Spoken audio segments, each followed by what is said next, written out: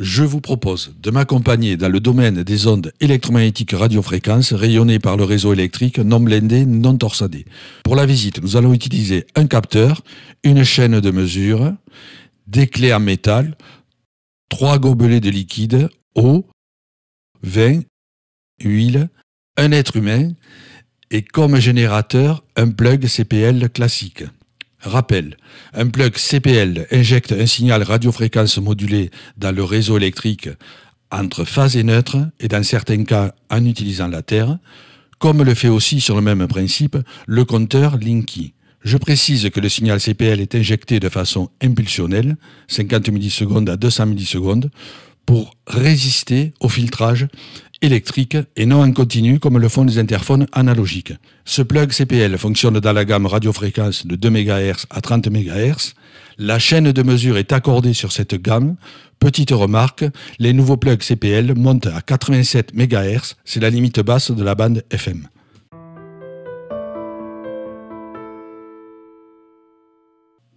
Avant de connecter le plug, je mets le capteur à proximité du câble.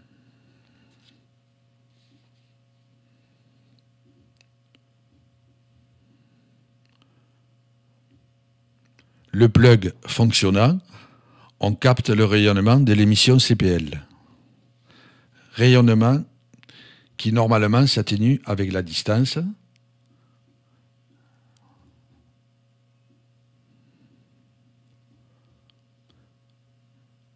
Et qui est dépendant du niveau de CPL injecté dans le réseau.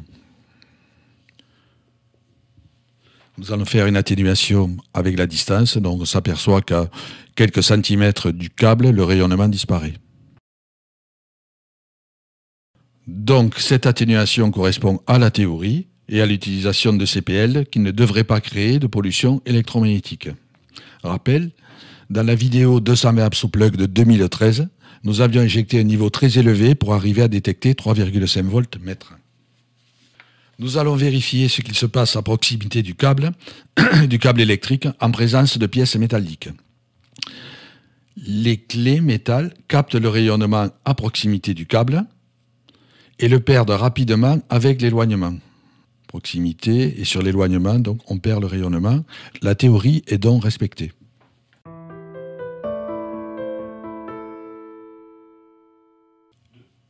Les liquides sont dans une zone sans rayonnement CPL détectée par le capteur, l'appareil de mesure. Donc, comme pour les clés, le métal, en l'absence de rayonnement, il ne devrait pas y avoir d'effet. Eh bien, ce n'est pas le cas.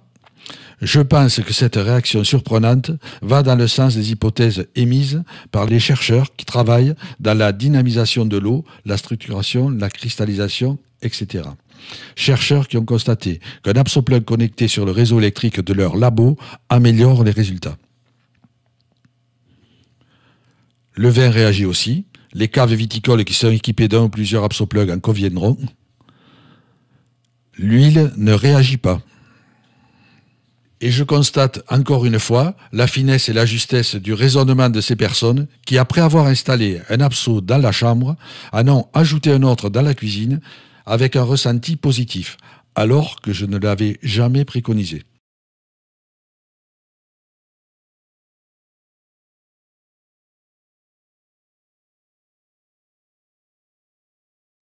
AbsoPlug connecté.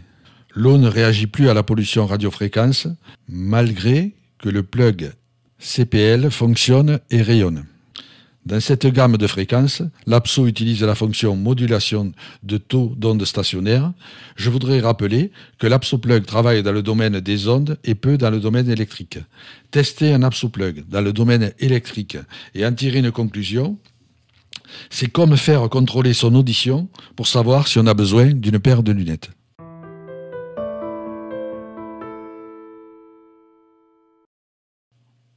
Notre corps, composé de 60% d'eau ou plus, réagit-il sans rayonnement détectable?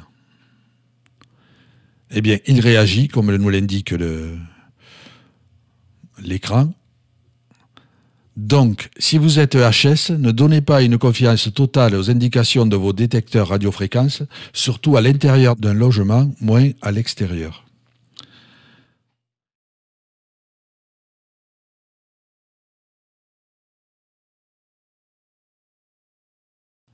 Dans notre cas, avec un APSOplug connecté, le corps ne réagit plus.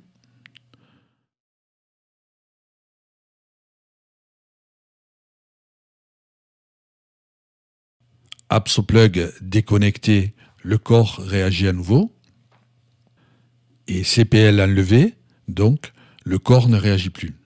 Dans ce cas précis, l'appareil de mesure, le capteur, n'a rien constaté sans APSOplug ou avec. Mais l'eau de notre corps, elle, a su faire la différence.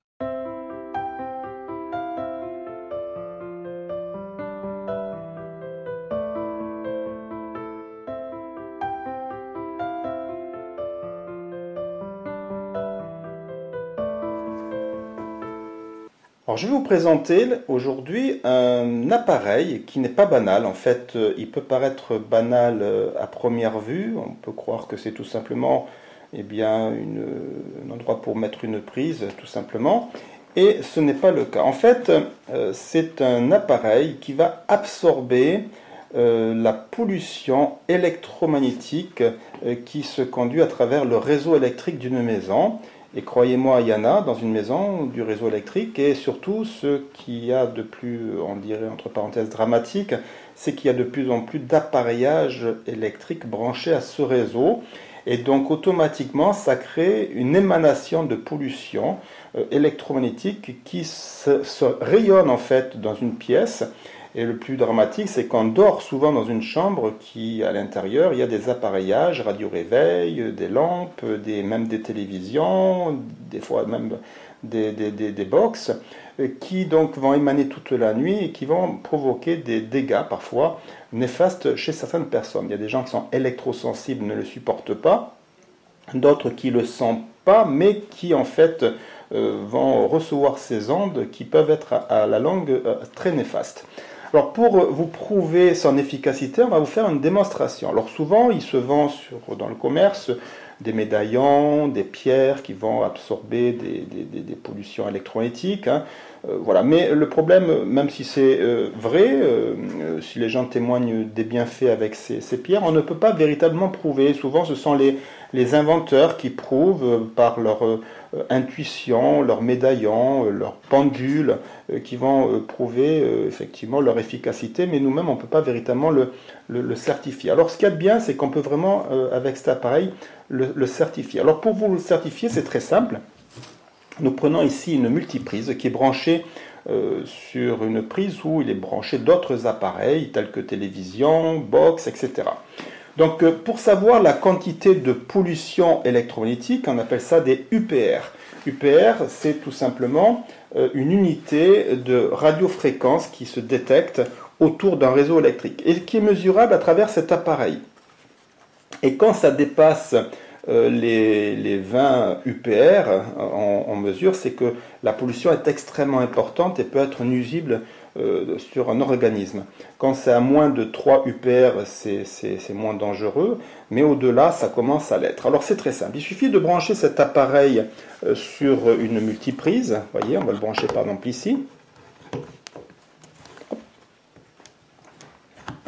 Hop, voilà. Voilà. Et on va l'allumer. Et là, il va s'afficher un chiffre, vous voyez, qui dépasse très largement les 80 UPR. Donc il y a vraiment une pollution électromagnétique qui se dégage à travers cette prise. Et vous voyez, pour vous dire un petit peu, je peux même éteindre temporairement, vous voyez, la télévision, vous voyez, enfin le circuit. Je vais couper tout le circuit. Et hop, vous voyez. Je vais mettre comme ça parce que ça ne capte pas. Voilà. Là, j'ai éteint, voilà. Vous voyez, il n'y a plus de circuit. Et je rallume, hop, et automatiquement, ça remonte. Donc, vous voyez, je l'ai fait avec une télécommande. Hein, voilà. Donc, c'est quelque chose qui peut vraiment être prouvé. Et ce qui est intéressant, c'est que, bon, on ne peut pas toujours éteindre nos appareils parce qu'on a envie de regarder la télé, on a besoin de téléphoner, on a besoin de ci, on a besoin de ça. Et donc, on est constamment dans un rayonnement qui pollue notre organisme. Alors ici, la solution, elle est simple. Vous vous procurez cette prise et vous le branchez directement sur une prise de courant dans la pièce, voyez, et vous le branchez. Et vous allez voir, c'est instantané, c'est un absorbeur d'ondes électromagnétiques qui va vous permettre de continuer à téléphoner, à regarder la box, à regarder la télévision, à continuer à vivre, même à dormir tranquillement dans votre pièce, tout en n'ayant aucune émanation de pollution électromagnétique. Voyez, ça absorbe toute la pollution. Voyez, j'enlève donc la prise, voyez, voilà, et la pollution, elle revient. C'est spectaculaire. Donc là, il n'y a plus de blabla à faire. Il suffit tout simplement de prouver, vous voyez, je le remets, et voilà, ça absorbe. Voilà. Donc l'idéal, c'est d'en mettre une dans la pièce où l'on dort, et une autre carrément proche du réseau électrique de la maison, hein, pour se protéger contre la pollution électromagnétique qui vient de l'extérieur. Et avec ça, vous laissez constamment, ça ne consomme rien du tout, hein. Au bout de 3 jours, ben, ça régule vraiment cette pollution qui peut vraiment engendrer parfois des problèmes nuisibles au niveau de la santé. Je refais l'expérience, vous voyez, on enlève, ça monte, vous voyez, je remets, voilà.